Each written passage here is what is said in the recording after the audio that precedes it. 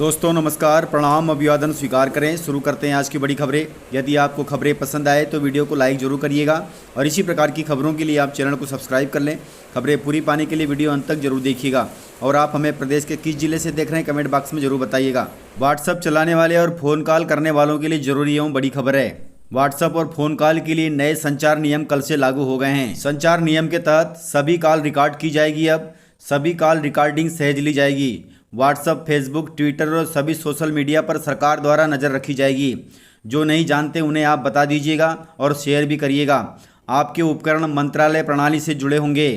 सावधान रहें और किसी को गलत संदेश न भेजें। व्हाट्सएप के माध्यम से अपने बच्चों, भाइयों, रिश्तेदारों, दोस्तों, परिचितों को बताएं कि आपको उनकी देखभाल करनी चाहिए और शायद ही कोई कभी सोशल साइट चलाते हों, उनको भी ध्यान रखना होगा। राजनीति या मौजूदा हालात पर सरकार या प्रधानमंत्री के सामने अपना कोई भी पोस्ट या वीडियो मत भेजो, अन्यथा कार्रवाई हो सकती है। वर्तमान में किसी भी राजनीतिक या धार्मिक विषय पर संदेश लिखना या संदेश भेजना अपराध है। ऐसा करने पर बिना वारंट के गिरफ्तारी हो सकती है। उसके बाद पुलिस नोटिफिकेशन जारी करेगी, फिर साइबर क्राइम होगा, फिर होगी कार्रवाई। यह बेहद गंभीर मामला है, इसलिए सतर्क रहिएगा। इसलिए आप सभी, चाहे वो समूह चला रहे हों, सदस्य हों, प्रशासक हों, इन सभी बातों का ध्यान रखें। गलत संदेश न भेजें, सभी को बताएं, इस पर विशेष ध्यान दें, अन्यथा कार्रवाई हो सकती है। व्हाट्सएप पर संदेश भेजा गया है तो सिंगल सही का निशान दिखेगा। 2 सही के निशान पर संदेश पहुंच गया है। 2 सही नीले निशान पर संदेश परिचित ने पढ़ लिया है। 3 नीले निशान पर संदेश पर सरकार ने संज्ञान ले लिया है। 2 नीला और 1 लाल निशान यदि आता है तो शासन और सरकार आपके खिलाफ कार्रवाई कर सकती है। 1 नीला और 2 लाल निशान आते हैं तो सरकार जांच कर रही है आपकी जानकारी की। वहीं व्हाट्सएप पे 3 लाल निशान दिखाई देते हैं तो सरकार ने आपके खिलाफ कार्रवाई शुरू कर दी है। आपको जल्द ही अदालत का समन मिलेगा। एक जिम्मेदार नागरिक होने के नाते आपको गलत संदेश नहीं भेजना है, अन्यथा कोर्ट और प्रशासन द्वारा कार्रवाई हो सकती है। इसलिए इस जानकारी को अपने परिचितों को ज़्यादा से ज़्यादा शेयर करें ताकि वे भी इस जानकारी से अवगत हो जाएं। जबलपुर संभाग के कई जिलों में भारी बारिश हो रही है। वहीं बालाघाट जिले में एक व्यक्ति भारी बारिश के कारण नाले में फंस गया। जबलपुर के आसपास के जिलों में भारी बारिश की वजह से नदी नाले उफान पर हैं। बालाघाट में ग्राम उदासी टोला पांडरवानी लालबर्रा के नाले में एक व्यक्ति फंस गया। मौके पर पुलिस विभाग व ग्राम पंचायत लालबर्रा का अमला पहुंच गया और उन्होंने उस व्यक्ति को बचाया। बालाघाट जिले की लालबर्रा तहसील में शनिवार की रात 12 बजे से लेकर सुबह 5 बजे तक हुई भारी बारिश से नदी नाले उफान पर हैं। इसके चलते लालबर्रा तहसील के ग्राम बल्लारपुर में बाढ़ की वजह से 4 मकान भी गिर गए। साथ ही लालबर्रा तहसील कार्यालय और बोरी से बरघाट मार्ग पर पड़ने वाला नाला उफान पर है। अभी फिलहाल प्रदेश के अधिकांश जिलों में भारी बारिश की संभावना जताई गई है, इसलिए सतर्क और ध्यान रखने की जरूरत है। राष्ट्रपति पद के उम्मीदवार यशवंत सिन्हा को नहीं लड़ना चाहिए राष्ट्रपति चुनाव। देश की कई पार्टियां उनके खिलाफ है, उनका समर्थन नहीं करना चाहती। देश का अगला राष्ट्रपति कौन होगा, इसको लेकर सियासत गर्मा गई है। राष्ट्रपति पद के लिए विपक्षी दलों ने यशवंत सिन्हा को संयुक्त उम्मीदवार चुना है। वहीं भाजपा के आदिवासी समुदाय से द्रौपदी मुर्मू को उम्मीदवार बनाया गया है। इसके लिए शिवसेना और कई अन्य दलों ने द्रौपदी मुर्मू को समर्थन करने की घोषणा भी कर दी है। इसी क्रम में बाबा साहेब अम्बेडकर के पोते और वंचित बहुजन अघाड़ी के अध्यक्ष प्रकाश अम्बेडकर जी ने मांग की है कि यशवंत सिन्हा जी को राष्ट्रपति पद की दौड़ से हट जाना चाहिए। राष्ट्रपति चुनाव को लेकर प्रकाश अम्बेडकर ने कहा कि यशवंत सिन्हा से राष्ट्रपति पद की दौड़ से हटने का अनुरोध है, क्योंकि पार्टियों के कई अनुसूचित जाति और अनुसूचित जनजाति के सदस्य द्रौपदी मुर्मू के पक्ष में मतदान करने के लिए मन बना चुके हैं, अर्थात यशवंत सिन्हा जी को समर्थन नहीं करेंगे। एनडीए की उम्मीदवार द्रौपदी मुर्मू ने कहा कि 21 जून को मेरी उम्मीदवारी की घोषणा से ठीक 15 मिनट पहले प्रधानमंत्री नरेंद्र मोदी जी ने मुझे फ़ोन किया और कहा कि वह राष्ट्रपति पद की उम्मीदवार बनेंगी। तब द्रौपदी मुर्मू जी ने पीएम से कहा कि मैं यह काम ठीक से कर सकती हूँ। इस पर मोदी जी ने कहा कि हम सब आपके साथ हैं और आपको यह काम करना है। इस प्रकार द्रौपदी मुर्मू जी ने राष्ट्रपति पद की उम्मीदवारी की बात को लेकर यह साझा किया।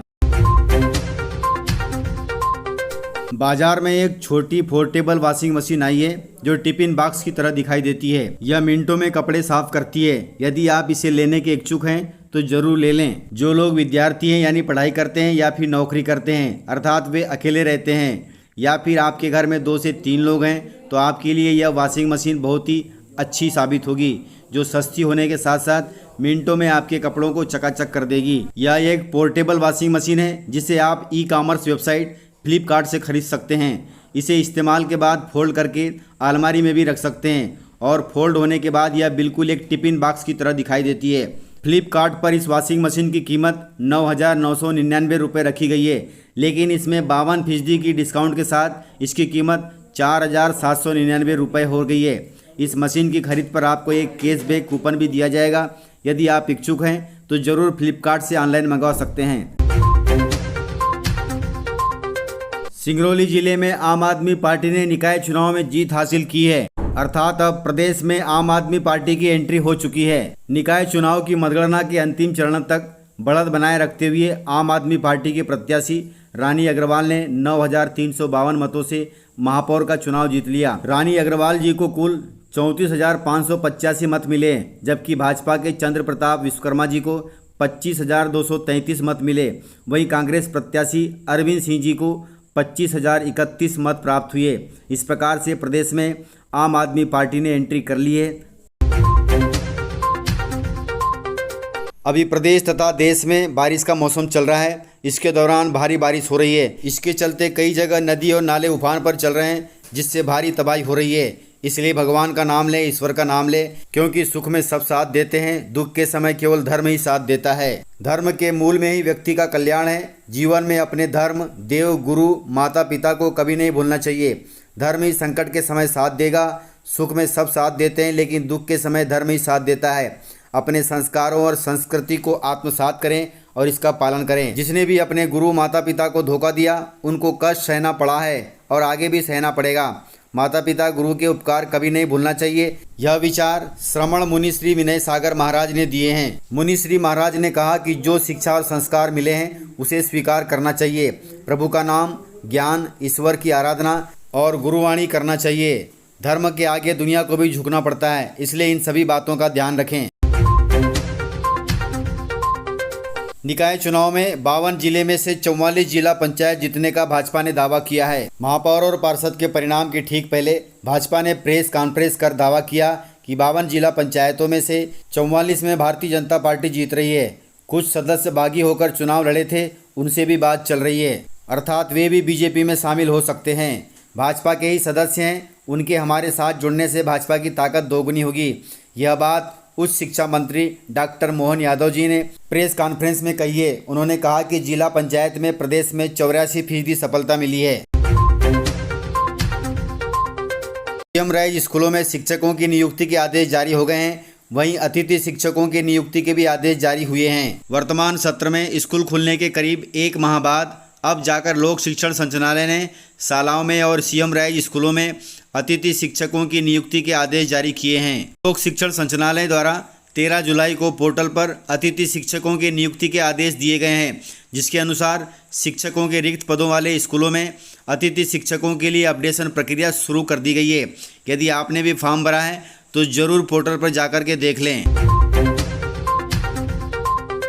किसानों की सरकार से बड़ी मांग है। किसानों ने कहा है कि सरकारी आंकड़े ने बढ़ाई है प्याज की खेती करने वाले किसानों की बेचैनी। किसानों ने कहा है कि सरकार फसलों के आंकड़े जारी न करे, अन्यथा उनको दाम कम मिलते हैं। केंद्र सरकार ने प्याज उत्पादन का एक आंकड़ा रिलीज किया है, जिसके मुताबिक पिछले वर्ष के मुकाबले इस साल 50 लाख टन अधिक प्याज होने का अनुमान है। किसानों ने सरकारी इस डाटा को खारिज कर दिया, क्योंकि इससे दाम घट जाएंगे।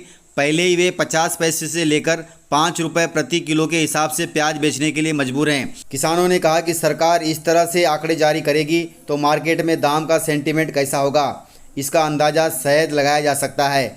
मंडियों में किसानों को मिलने वाला दाम और कम हो सकता है।